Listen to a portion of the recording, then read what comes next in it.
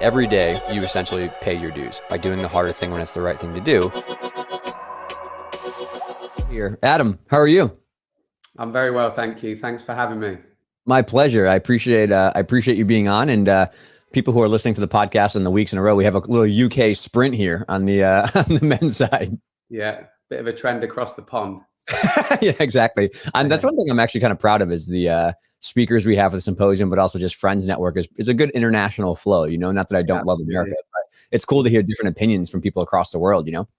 Yeah, absolutely. Yeah, great minds, and the more people that can collaborate, the better.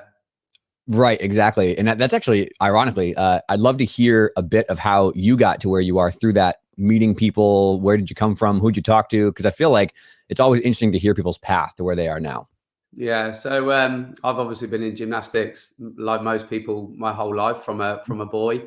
Started coaching in my boyhood club about 20 years ago.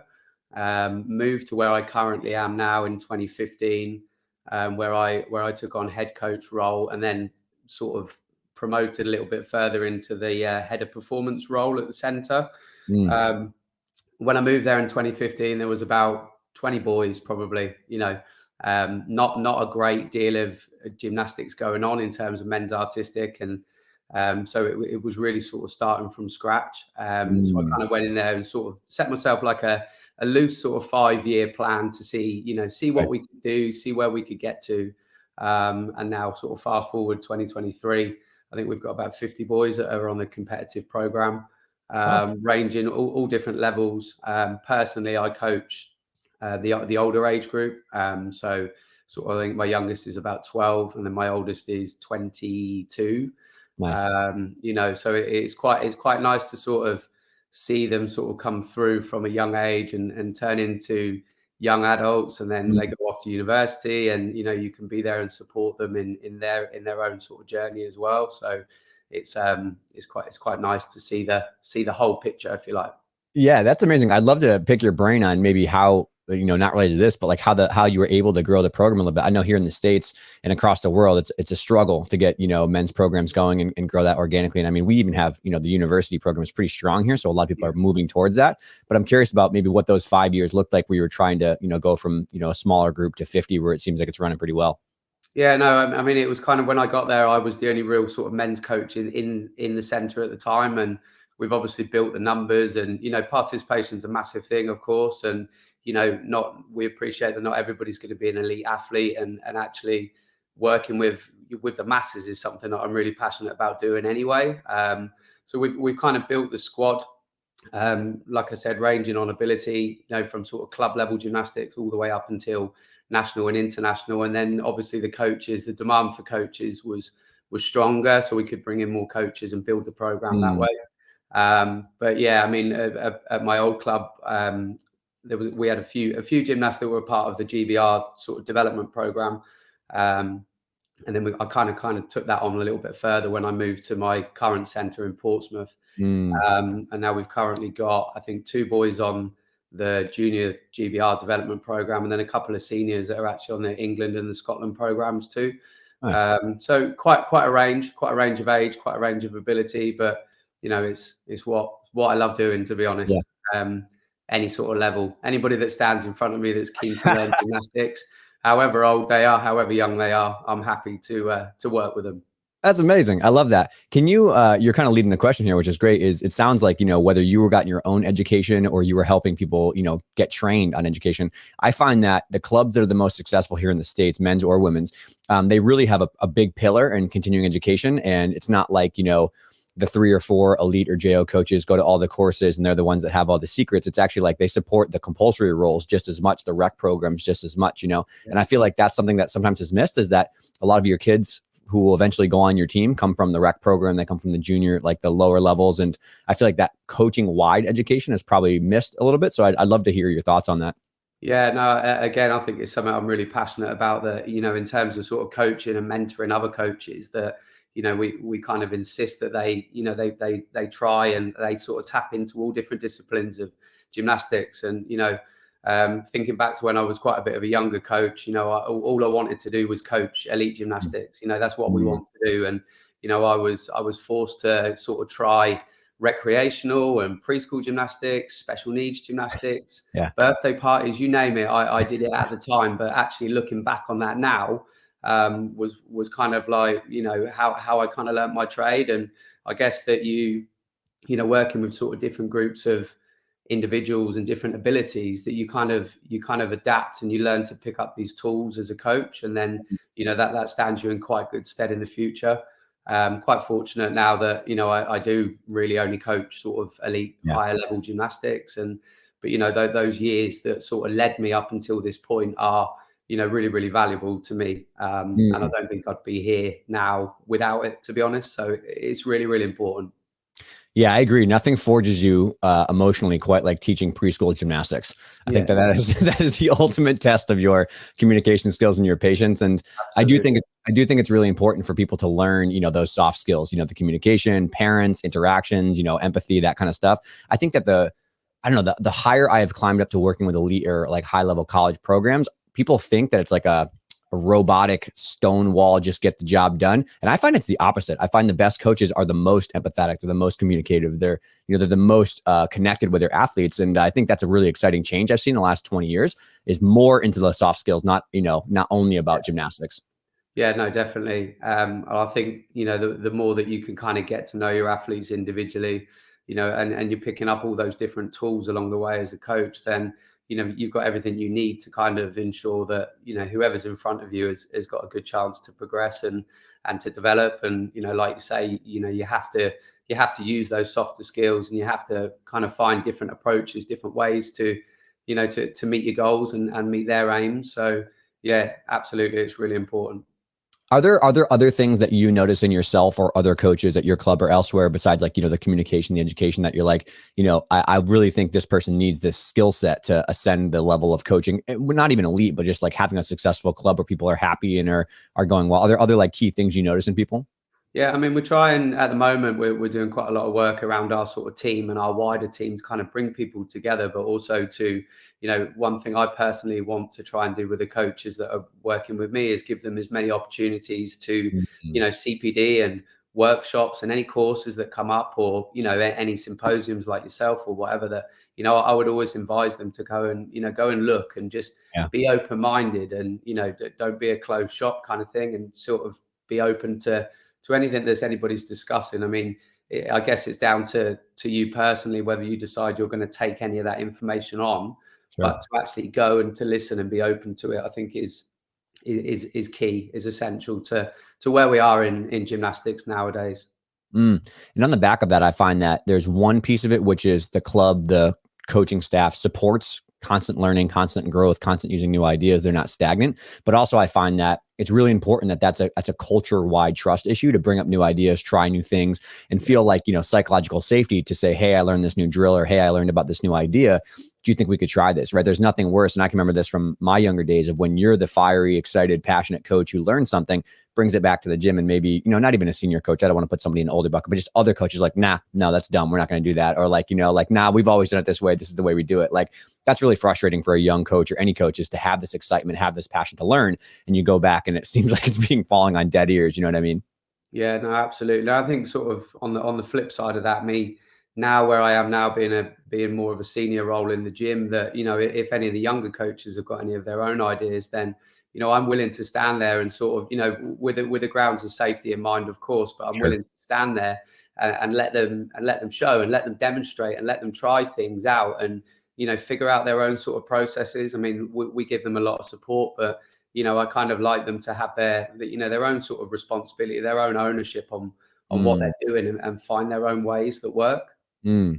Yeah, that's interesting. I'm curious, maybe not to put you on the spot, but is there something, what would you say in the last 10 years, there's something that, you maybe have changed your mind, not notably, but have changed your perspective, whether it's a coaching technique or physical prepreparation or something? Is there something that sticks out to you as like, ooh, yeah, 10 years ago, Adam thought this way, and now I've learned something and thought the other? Yeah, no, I think it is like you said, it's the softer skills. It's all to do with that. And, just sort of recognizing that, they're all athletes that are in front of you are different.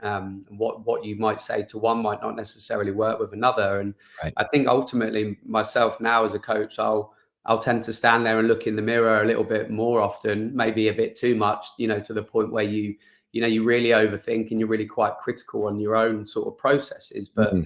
actually, at the end of the day, if a gymnast doesn't achieve a target, or doesn't fulfill a part of a program that you've set, then ultimately it's our responsibility as a coach, and we're the ones that have to put the changes in place in order for them to get where they want to get to.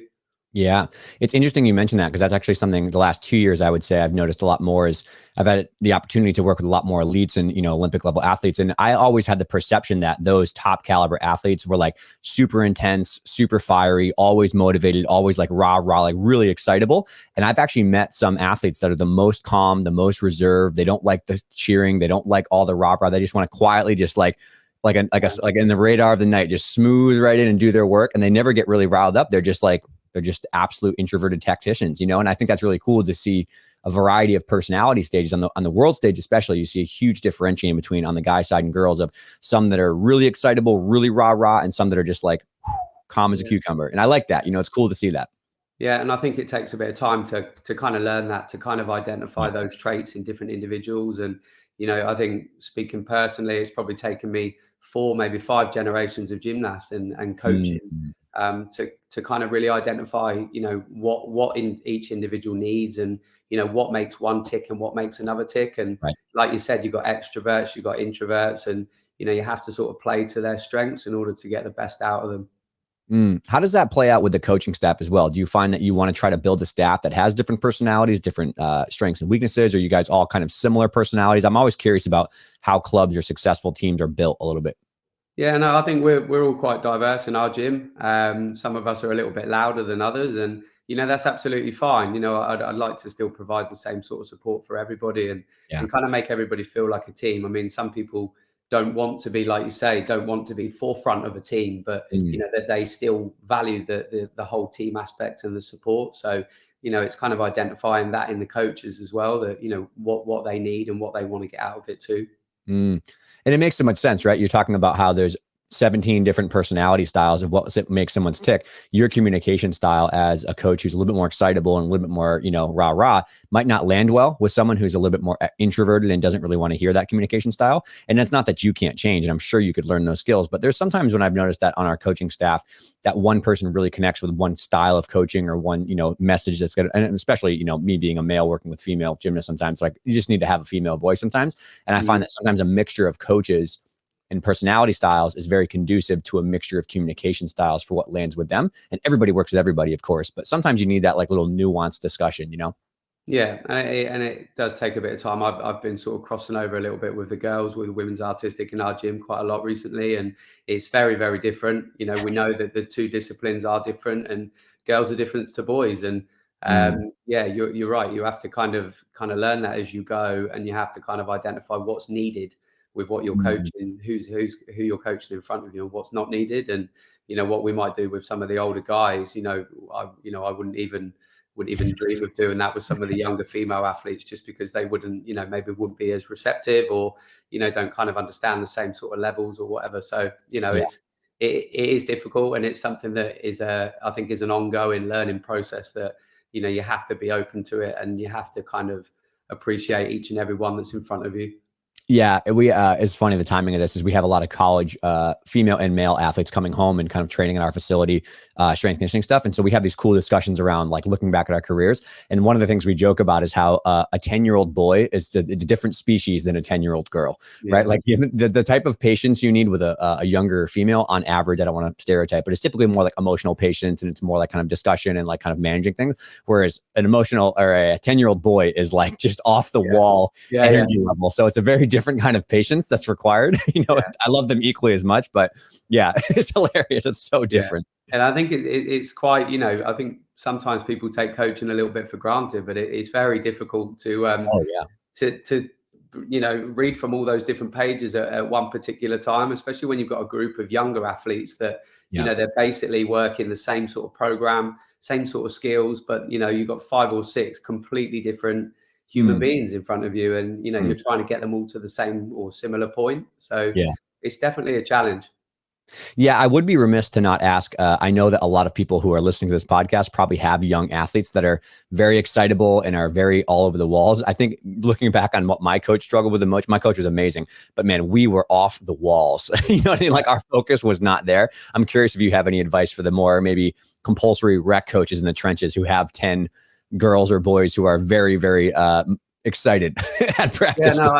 I mean, personally, I kind of, I'm more drawn to the ones with a little bit more character, shall we say, or a little bit more spark. I find that quite interesting and quite a challenge, really, to kind of get them to, buy into what you're trying to teach. And, it's definitely harder with younger athletes, especially when you put a program in front of them and you try and get them to understand what it is they're aiming to do.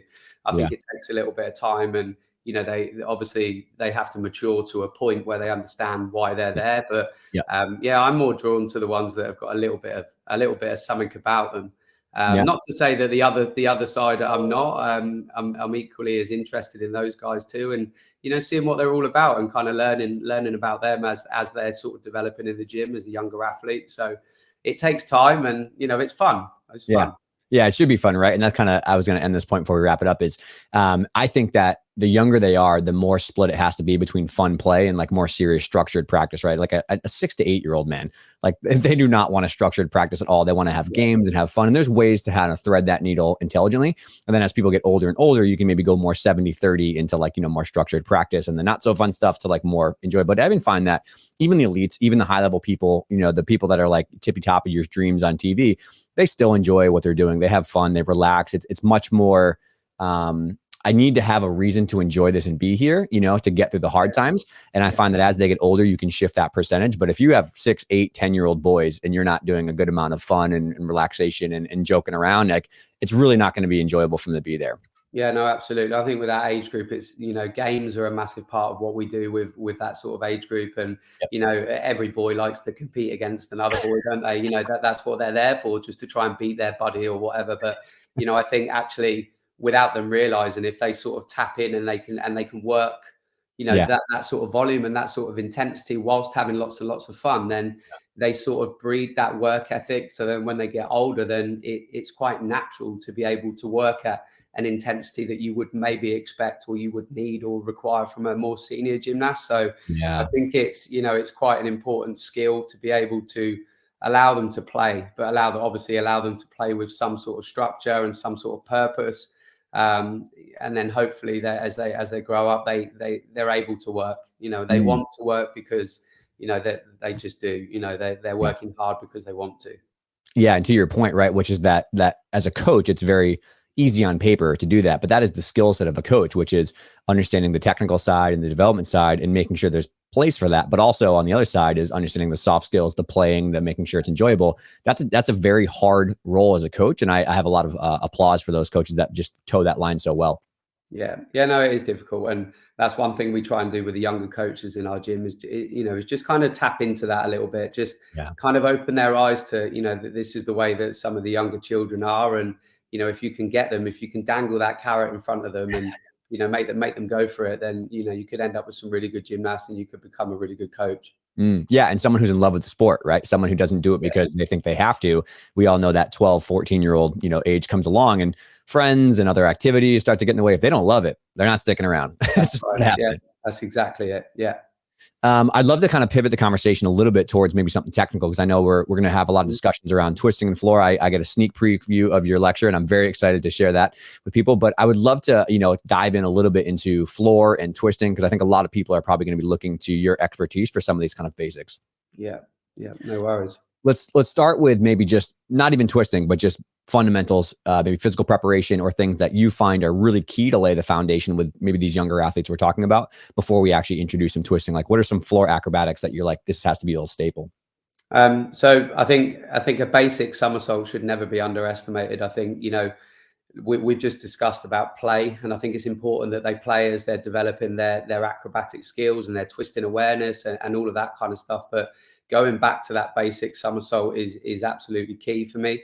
Head position, making sure that they understand a neutral head position when they're taking off, a stiff body, arm position, all of those kind of things that need to be repeated, you know, many times for them to understand exactly where their body should be. I think a lot of mistakes in twisting, or especially a lot of mistakes in landing, can often be linked straight back to the way that they've taken off. So for me, it's one area that I always focus in on, is how they're leaving the floor or the trampoline or whatever the surface might be. That, you know, this is where you'll find your issues perhaps with landing, is that, you know, it can be traced back to the start of a skill. So for me, after that initial period of sort of playing, that I'll always go back and revisit and sort of consolidate those basics and keep reinforcing, you know, the real technical aspects of the start of a skill.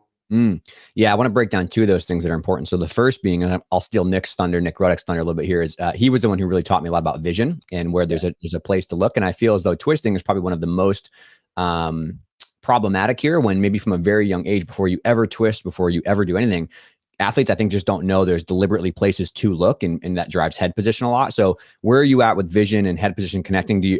I know some athletes don't see anything, some athletes do. Like, what are your thoughts there? Yeah, I'm the same with vision. I think being visual in anything acrobatic is vital. So in the case of being on a trampoline, where we would obviously start the twisting, you know, if we've got a trampoline, we'll start it there. It's key for me that when they're taking off, that their eyes are forward, their head is in a neutral position. You know, we know that if they lift their head up really quick when they take off, they're going to increase their rotation, lose their awareness in the air, and then, you know, all sorts of problems can happen after that. So being really visual on takeoff is really important. But I also think it's important to be visual at the end of a skill as well, especially things like double somersaults. I think if they've got the ability to kind of spot the floor almost on the way down, even if that is subconsciously, like you say, you know, a lot of gymnasts won't be able to see anything, but subconsciously, if their head is in that position, they're trying to look for a certain reference point, then landing and things like that become a lot better. And, you know, we want our gymnasts to be as powerful as possible when they're taking off, but we obviously want them to be in control all of the time. So, you know, for me, being visual and that head position is vital. Are there any, we'll just kind of stick on vision for a sec. Are there any like smaller drills or things that you do either on tramp or side drills that teach that vision from the beginning point? I guess maybe looking back sort of 10 years ago, it might have been sort of a case of, let's put something underneath your chin and see if you can keep it there. But it's not something I would advise doing now, because it's a very uncomfortable, you know, unnatural position to be in. So, you know, really, I just want them to learn like a neutral head position. So I might give them a reference point in front of them. So in front of our trampoline, we've got a big clock on the wall. So I'll just say, can you see the clock? Can you tell me what time it is when you take off?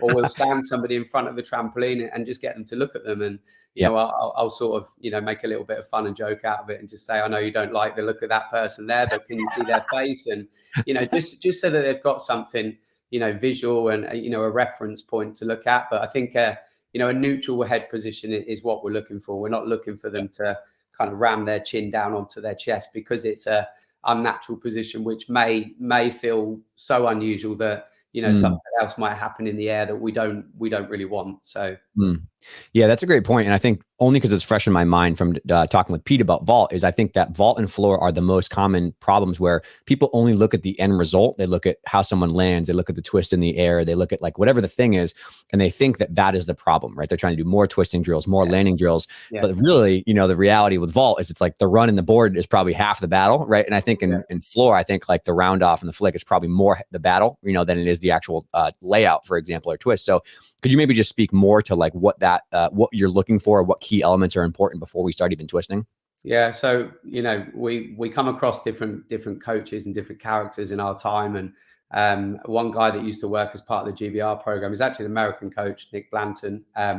He said something to me a long time ago that kind of stuck in my head. And, you know, you get these few people that you come across and their little comments stick in your head. And one thing he said to me was, coach the cause, not the effect. So from that point, when I understood exactly what that sort of comment meant, it sort of changed my sort of outlook on a skill completely. You know, and like I said, a lot of things associated with landing mistakes, you can often trace back to the takeoff of a skill. So I'll be looking, you know, I think as coaches, if we can try and learn to look deeper into skills, and we'll find the answers that we're looking for. And, you know, it's not just a case of, oh, you fell over, you need to land on your feet, or you need to, you know, don't take that step at the end. there's always a reason, I think, behind, why there would be a landing mistake. So I think if we can learn to look deeper into skills, then, that's the real sort of technical art, I think, as a coach. Yeah, that's a really good point. You mentioned that. And I think I can maybe jump on my own grenade here and say that was one of the biggest eye openers when I first started working with Nick. Is I realized that I was just saying like coaching buzzwords just because it's like just set more, just more lift, right? And like you just say things that you think are going to make products, but there's no actual technical piece to that. And so Nick was the first one to teach me about, what's the ideal position you're looking for? Like what's a Kodak snapshot of it? Should be this in the hurdle, this in the support phase, this in the snap down. And it was the first time I had to really critically think about like, what am I looking for and what am I not seeing? And then to one layer deeper is not just 14 drills in a circuit because there's 14 drills, but like, what is the specific drill for that problem that will help that feedback loop? You know what I mean? Yeah, absolutely. And I made a couple of notes before we came on based on your questions. And I think one important thing for me is segmentation. So being able to take a skill and break it down to as many sort of micro segments as possible. And like you say, linking your preparation, your physical preparation exercises, your actual technical progressions to that one part of the skill that you're looking at is the way to look into skills in complete detail and really produce something technically brilliant. But I think also with, obviously gymnasts get a lot of problems, like sort of aerial problems, in acrobatics, we know that. But I think if you've taken that sort of segmented approach to the way that you've taught a skill, then you've got a number of sort of stages that you can fall back on without having to go right the way back to the start, so you've built this skill up progressively in multiple different stages. And, you might encounter a slight twisting problem or whatever, but often you only need to go back one or two stages. And then, that might be enough just to kind of reinforce what they already know, what they've already learned. And it's kind of just twigged in their head again and kind of off they go. But I think if you skip some of those stages and you kind of rush, we all get gymnasts that come along every now and again that are immensely talented, that can pick up things really quick. But it's not to say that those stages should be missed, because it's their sort of their safety net, if you like. If things go wrong, then they've got a few stages to fall back on without starting from scratch. I'm so happy you're saying this, because I think that in this context of this conversation, like a back full on floor is the biggest victim of. There are a lot of ways to get close to doing it. If you just keep trying and keep doing it and keep doing it, you kind of learn and you kind of figure it out, but you can accumulate so many bad habits along the way. The head throws out a little early, the block isn't there with no vision, so the full is done, right? But then you try to ascend up in a 1.5 or do anything else. And that's where these problems of twisties come up. But I've never seen a skill more hold people back, because they don't, like you say, go through like, do you know where to look when you take off? How's your round off? How's your actual like vision when you take off the floor? Where's your arm position? Like people don't understand that. And so they just do a full, and then they get a full and like, I got a full, right? And then they only ever get a full, or they get the twisties. You know what I mean? Yeah, that's it. And I think actually specifically when we're learning backward twisting, or when I teach backward twisting on the trampoline, in the beginning, sort of up to sort of 1.5 twist, maybe even double twist, I'll always ask the gymnast to just show a nice, clean, straight somersault in between every repetition of trying to do a twist. Every attempt of a twist will be followed by a nice straight somersault. Whether the attempt of the twist was not good or whether it was really good, it doesn't matter. They always go back and they repeat that straight back, just to kind of reinforce, exactly what we're looking for on that takeoff. Is it a clear stand up without their head moving? Are their arms set into the right point? Is their body the right shape? Are they the right angle? And making sure that we keep going back to that. It's not to say that they'll always do it when they're doing twisting. I think once they get to a point of, you can see they've got good aerial awareness, they can do double twist or 2.5 twist, then, there's not so much of a need to keep going back to that straight back. But, even some of our senior guys, they'll be practicing their basic somersaults to land off of a trampoline or off of a vault. They'll be doing that every single day anyway, as a means of physical preparation. Yeah. One of my vivid memories of university was going there and getting very much exposed on my lack of fundamentals for twisting. And I remember we would do physical prep, like Saturday morning basics of like do a layout, then a half, then a full, then a 1.5, then a double full, and then go up and down the pyramid, the ladder. Yeah. And I struggled a lot to do a back half. I struggled a lot to do it off a trampoline, and it made me go home and really do a lot of like, you should be able to, and I advise this to people who are working twisting, is like, as soon as the athlete learns a full, they should be able to do a layout straight back, a half, a full, if a 1.5 double full, and go up and down the ladder to the point where you could call one out and like do a half, then do a double full, then do a 1.5, then do just a layout, right? And I think front and back ladders like that are one of the best ways to really enforce those basics. Front straight, front half, front full, front Rudy, front double full. Like that's a really good way to keep someone's, crispiness in their basics. Yeah, no, absolutely. And I think awareness, a gymnast spatial awareness will build to a point. So they'll be able to develop twist up to, let's say, for example, a full twist or a 1.5. And then all of a sudden, after being comfortable and relatively comfortable, it's gone. Yeah. And that's fine. I think that's normal. And I think you come back and you return to those earlier stages and you build up again. And then after a period of consolidation, you'll find that next stage, that next half twist, just all of a sudden it starts to work. And then you kind of keep progressing from there. So, I've got, I had a gymnast who he's actually moved to university in Japan. But when he came to me, he was always quite spatially aware, but he had an ability to twist really well at full twist. And then when we tried 1.5 twist, he completely got lost and he flew off the trampoline. We took time, we went back and we kept repeating the straight somersault, the half, half land jump half, and then the full jump half, and all these little stages in between. And now he's very comfortable in the air, 2.5 triple twist, 3.5. He can do quad twist on the track as well. So, but I think that it takes time for that awareness to build, and you can do all the little stages that you want. But I think a gymnast body has to sort of catch up, and you have to kind of be patient and wait for a gymnast body to realize that. I think back to bringing this full circle is these soft skills. That's where that comes out, right? Because in that moment, you get someone who's struggling with a 1.5. And for you as a coach, you don't feel frustrated, but you feel bad for the situation. And they feel frustrated. They might feel a little embarrassed that everyone else is doing doubles and 2.5s, but I'm stuck on this stupid 1.5 and this full. And in that moment, I think that's like the ultimate catalyst of trust in those soft skills, is to be like, nope, this is normal. It happens to people. We'll just go back. We'll figure it out. If you have a meet next weekend, no big deal. We'll just change your floor routine. It's not a huge deal. Like, we'll work our way back, however long it takes. We'll get there when we get there. And I think like that safety and trust in a club is so important, because that will happen in a bajillion different ways. Whether it's some female, it's a layout series step out, she's struggling with, somebody else that's flipping a vault, somebody else that's catching a Kovac, some little boy it's doing a flyaway for the first time. So normalizing like these things happen. Like we always have these frustration moments. That's just so important for coaches to really resonate on, Yeah, and I think one thing for me, looking back as a gymnast, that I didn't have, or it wasn't really common practice then, was the use of video as well. That coaches being able to video something and then actually stand there with their athlete and share that with them, and point out these little key areas that you're telling them these things as a coach. Your head was here, and they can't see it, but actually the use of video and being able to analyze it, it doesn't even need to be on a really high, technical level. Even if you're working with a younger gymnast, you can still do that. And I think that's really helpful for gymnasts too, rather than just hearing the coach's voice and not actually associating with what they're saying, with what their gymnast is actually doing.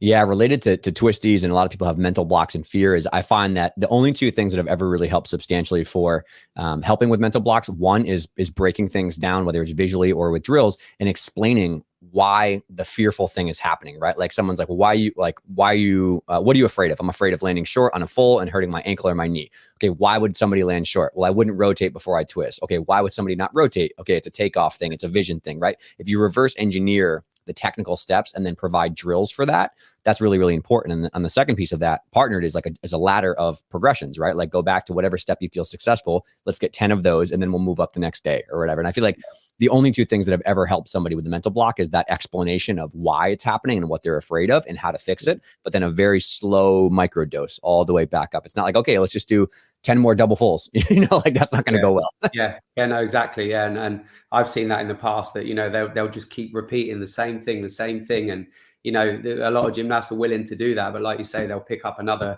10 bad habits along the way. And, it's like we mentioned earlier, that segmentation process of being able to, micro segment every part of the skill, or in twisting terms, every half of the skill, and having the gymnast have that to fall back on.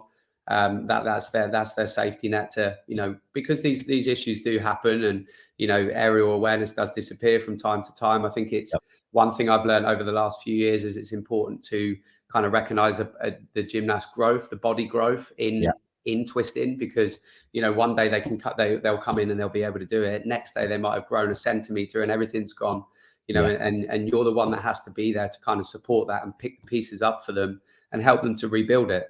You know, it is frustrating. It's frustrating for a coach, but it's a lot more frustrating for an athlete, I'm sure. And, you know, being there to support them with that and go back to these stages is what's going to build them back to where they were, because, you know, ultimately their body can still do it. It's still in there somewhere. It's just them kind of revisiting it and finding that muscle memory, I guess.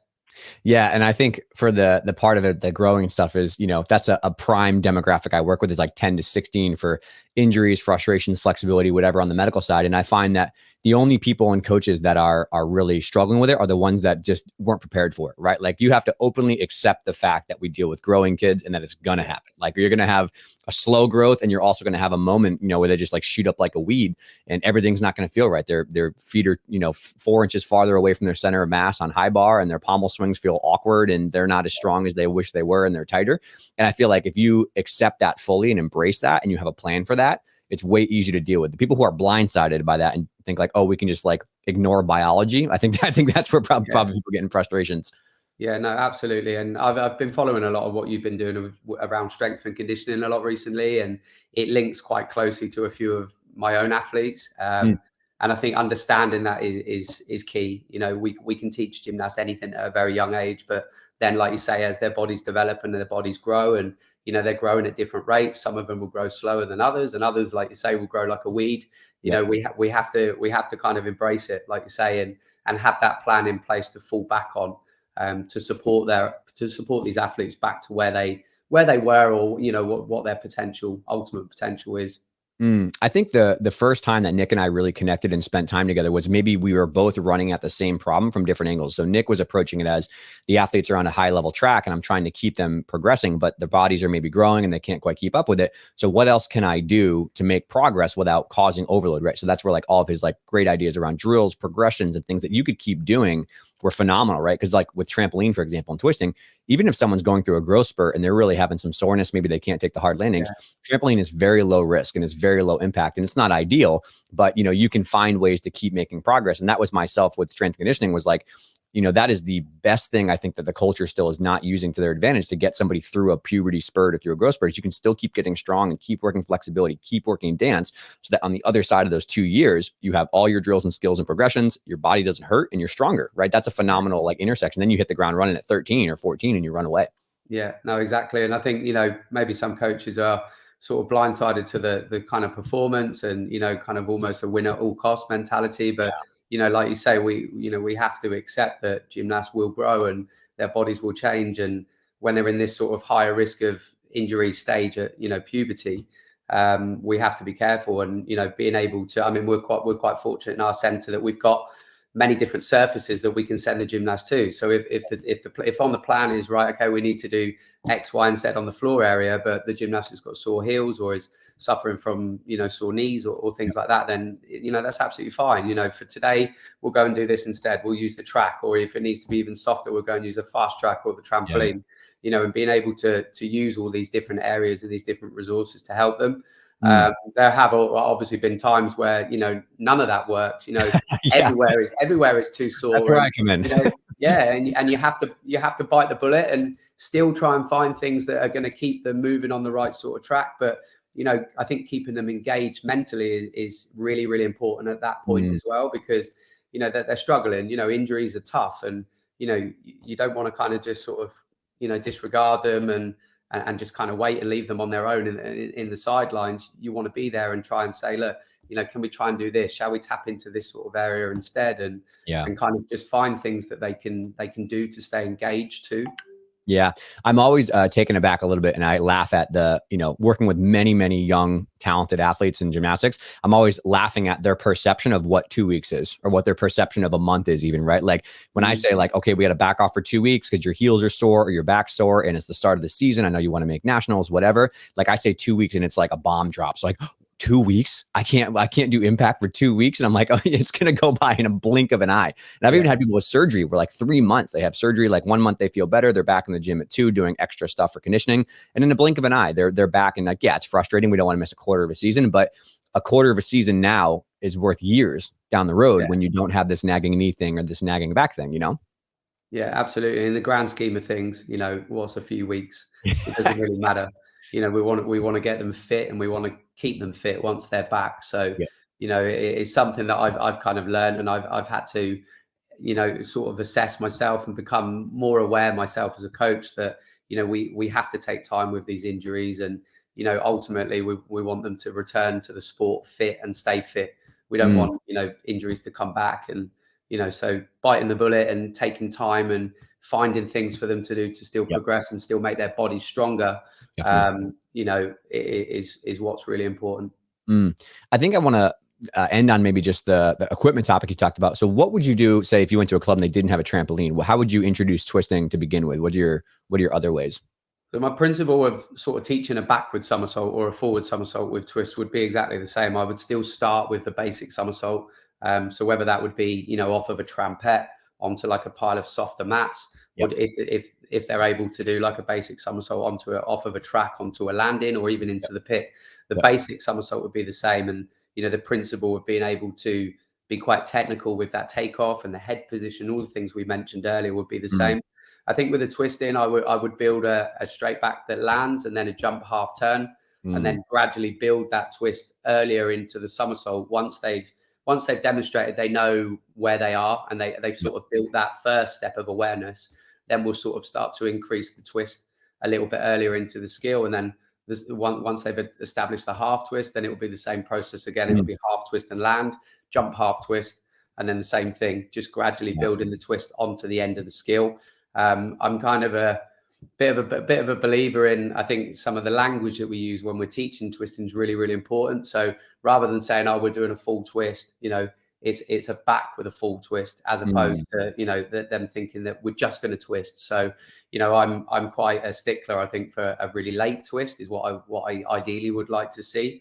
yep. I know it doesn't always happen like that. And then, once they've developed their twist to a point, then, obviously their twisting starts a little bit earlier anyway. But again, it's just building that awareness. Yeah. And we said about the trampoline being a reference point earlier. I would use the floor in exactly the same way, Yep. so that they would still have this reference point, and then they're going to start their twist. Mm. Um, Oh, great. yeah, Yeah, I love that. And I think for hopefully to help close that loop for people is if you have access to a trampoline or some sort of thing into a pit or a resi or a softer stack, like you said, like it's a really great idea to do like the straight back, late half, that kind of stuff. I think a lot of people do like fall to your stomach, like land half turn, fall to your stomach to learn that yeah, lateness. And then if you're really struggling where there's no pit or whatever, just doing a trampoline snap down to a stack of mats and trying to learn it that way with just going slower, I think I've seen people have a tough equipment situation learn all the way up to double full with just like a trampoline on a stack of mats and a late half drop, late half, and maybe a little carefully, obviously, with the softer landing. But there are many, many ways to still get about that. I think the principles are universal throughout all of it, you know?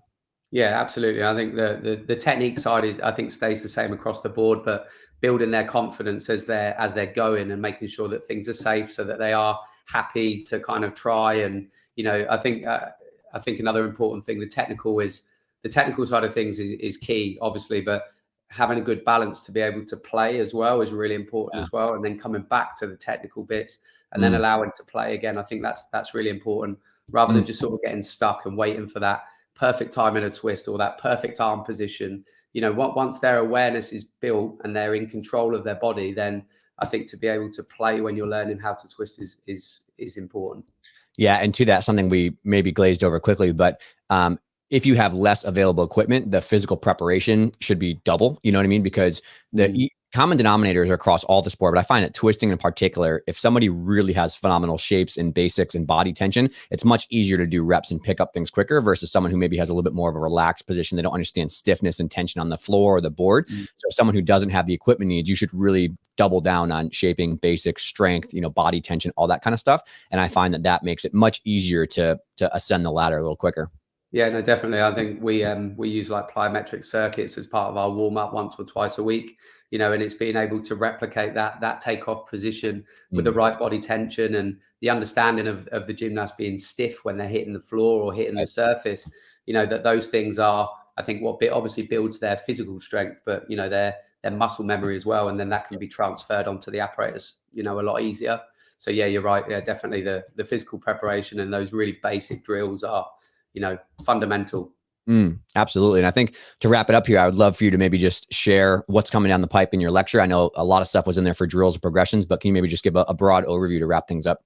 Yeah, so I think with just the aim was, to try and provide sort of like a snapshot of like the sort of progressive stages that I would use. In the lecture, it's more relevant to double somersaults with twist, but the principle is the same of taking off and developing that nice late twist. So it was kind of showing as many different stages as possible as a quick snapshot. But I think it's important to appreciate that it can take a long time to develop that awareness and to develop that twist and the gymnast's own confidence to be able to do it. So whilst it's a very quick sort of lecture, quick snapshot, it does take a little bit of time. And I think being patient is, one skill that, a coach can always try and improve on. And it's vital, because ultimately you're going to hit barriers. And so long as you've got a plan and you can fall back and you can be patient with what you're doing, then you'll get there eventually, I think. Absolutely. I love it. What a great way to wrap things up here. I appreciate this little flirt all across, philosophy and technical all the way through, but thank you for your time on the show, man. And I'm really looking forward to the symposium. It'll be fun to watch that lecture. Yeah, no, thank you again for having me. And we're looking forward to the symposium. Absolutely. All right, Adam, we'll talk to you soon. All right. Thank you. Cheers.